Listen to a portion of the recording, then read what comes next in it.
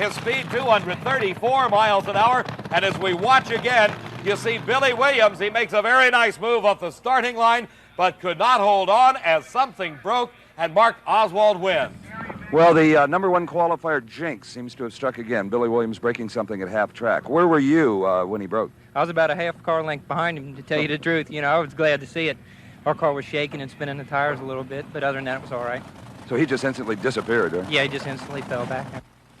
A big crowd on hand this second weekend here at National Trail. They're keeping one eye on the weather, which is worsening, and the other eye is concentrating on one of the two cars in this final pair. It is Jeb Allen from Long Beach, California, the professional racer that has established the lowest elapsed time in the history of drag racing.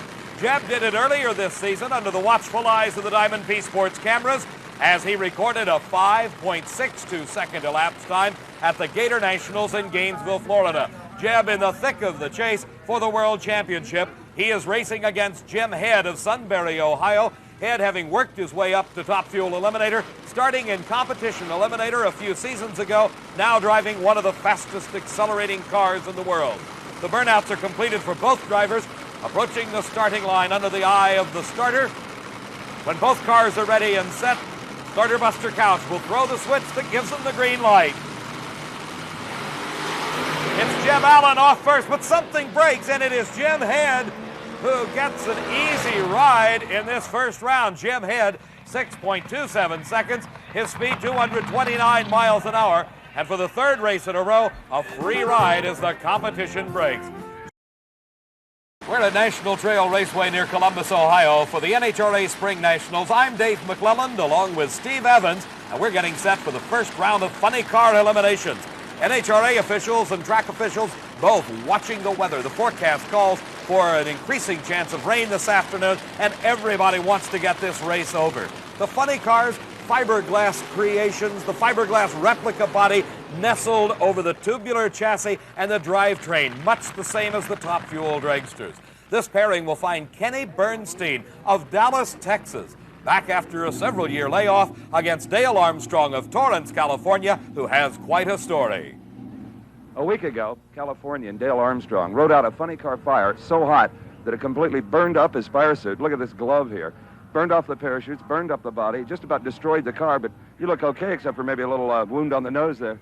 Oh, yeah, that's not bad at all. I just got a little plastic on my nose when the shield melted a little bit. The safety equipment definitely works. Oh, yeah, you can see it does. By looking at these gloves even, I don't even remember my hands being hot. Okay, take us for a ride from the time the fire started. What happened? Well, the car was a little bit lean, and it started going over the hill, as we say, and I drove a little farther, just a split second, and then I saw fire in the fire windows, and naturally it just shut it off then, and I had already released the parachute, but it didn't seem to make any effect. It must have had a lot of fire behind the car, and it burned it off as soon as it came out. Well, the next thing I did was shut the fuel shut off, which is also a normal instinctive thing, and then reached over and set the fire bottles off. And then it was going backwards, and I couldn't see where I was. I thought I was going off the track sideways, but I was still going down the track, and it went up back onto the track and into the hay bales, and then it came to a stop. But without a week's delay here, you'd have never been able to rebuild this car. What happened? How did you do it? You went to Pennsylvania? Yeah, we're lucky. We're only based 4 hours out of here over in Oil City, Pennsylvania. And Mike has a shop over there, so we just hustled on home and worked at it all week and got it all back together. Where'd you get another body? Well, that's the body we had from last year. It's an old speed racer. It don't quite go as fast. Aerodynamically, it's not as good, and it's a little heavier, but it'll get us through this deal. An incredible ride for Dale Armstrong in Mike Case's speed racer, but he's back, ready to match up against Kenny Bernstein in the first round of eliminations of this Spring Nationals Championship.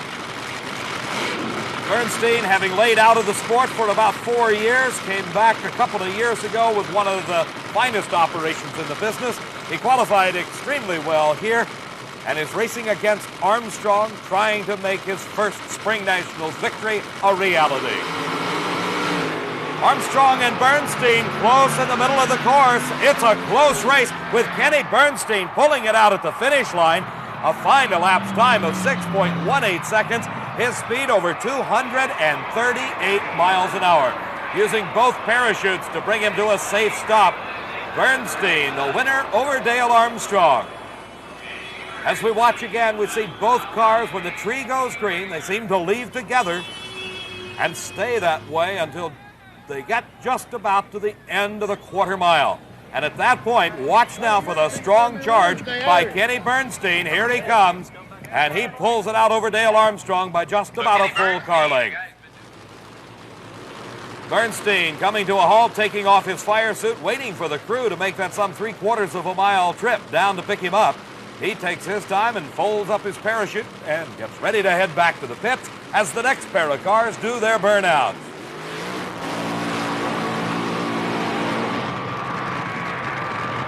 In the near lane, we have got Roy Harris out of Drexel Hill, Pennsylvania.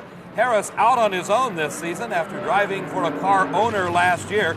He is racing against Dale Poldy, who drives for his partner, Mike Hamby. Poldy in the War Eagle is located in the far lane. He does his final dry burnout as Roy Harris, the Pennsylvania-based entry, is in the near lane. Both cars now staged. The Christmas tree goes green, and it appears that Poldy has a little bit of advantage off the starting line. But at the finish, another close race, and Roy Harris pulls it out, 6.23 seconds, his speed over 233 miles an hour. The engine's already running in the next pair of cars as NHRA, ever fearful of the weather, trying to get this race over, and this is the 4-time world champion, Don the Snake Prudhomme of Granada Hills, California, the winningest racer ever in Top Fuel and Funny Car, against John Collins. Collins from Long Beach, California, driving a unique entry. That is a replica of a Datsun 280 ZX body. Sitting in case the roll cage and under the Dodge Omni body is Don the Snake Prudhomme. We heard him earlier say he's going to try everything he's got to see if he can pull it out, but he's late off the starting line, and John Collins has built a big lead and extends it at the finish, and what an upset.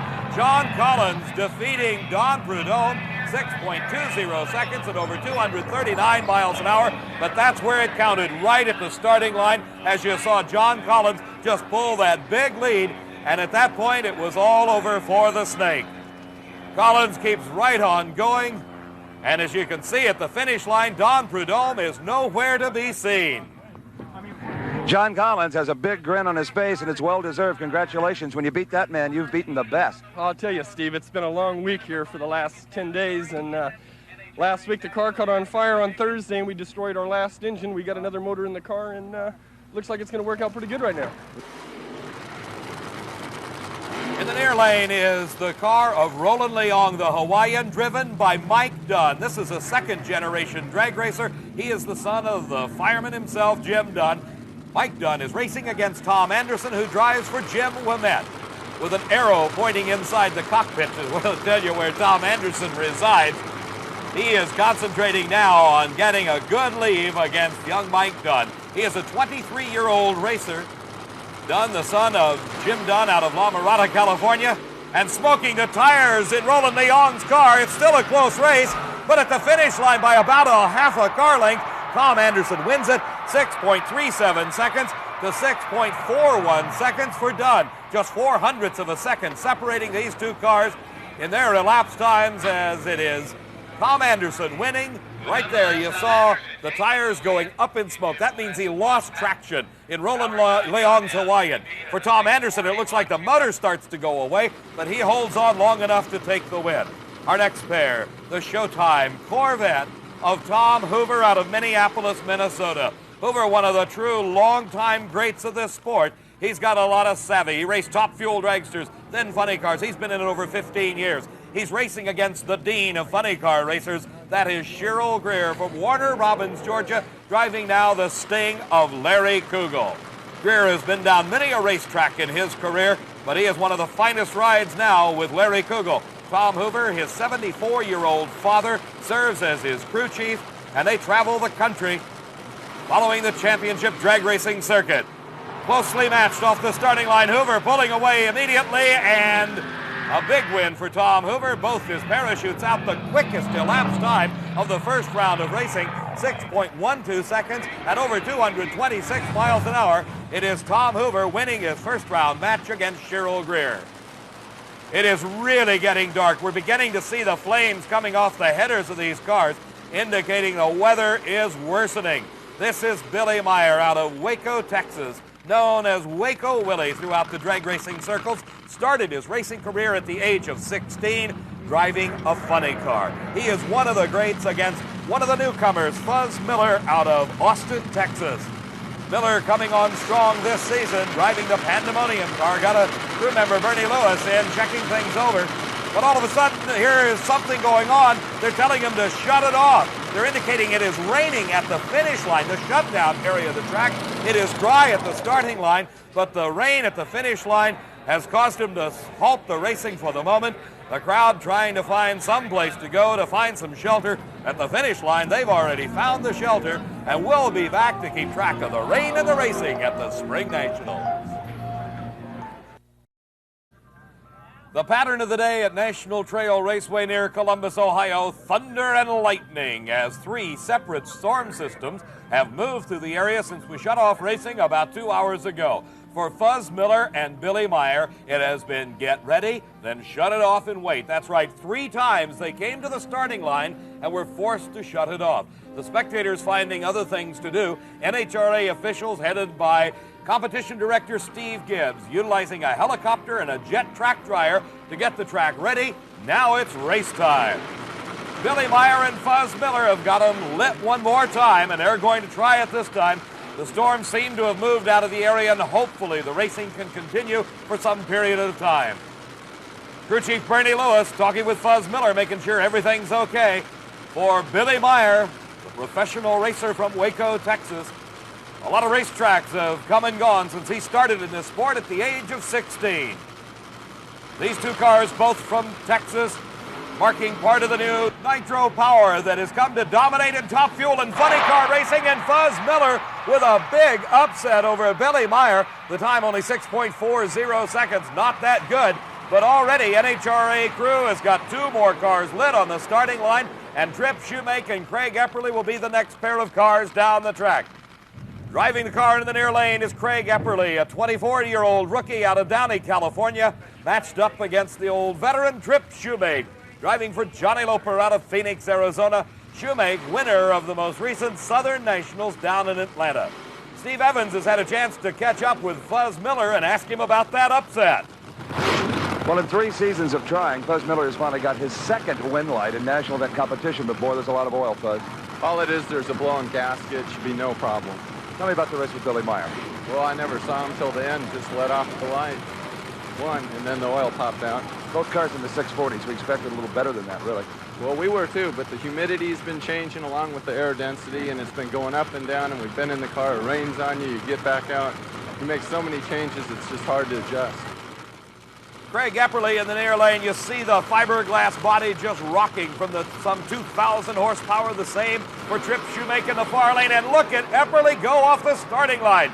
Trip Shoemake is trying to catch him, but he has got about a 3-car length lead at the finish line. 6.27 seconds for Epperly. His speed over 224 miles an hour. And you can see right off the starting line, it didn't take long for Epperly to establish his dominance in defeating Trip Shoemake. Craig Epperly down here packing up his helmet, a new face to our Diamond P cameras. Your first ever win light in national event competition. You got to be thrilled. I was plenty ready for it. You just didn't know what was going to happen out there, you know. You just take a chance, right? You go up there with whatever you think's going to work. That's it. Who left first off the starting line? Could you tell? I never did see him, so I don't know. That's the ones you like when you never see them. Right.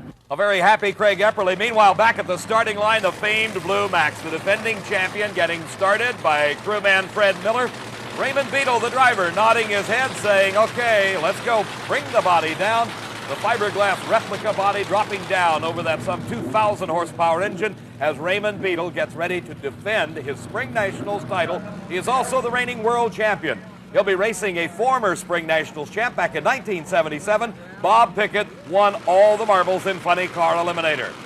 But this is 1981, and things are a little bit different as Raymond Beadle, one of the dominant forces in funny car racing today.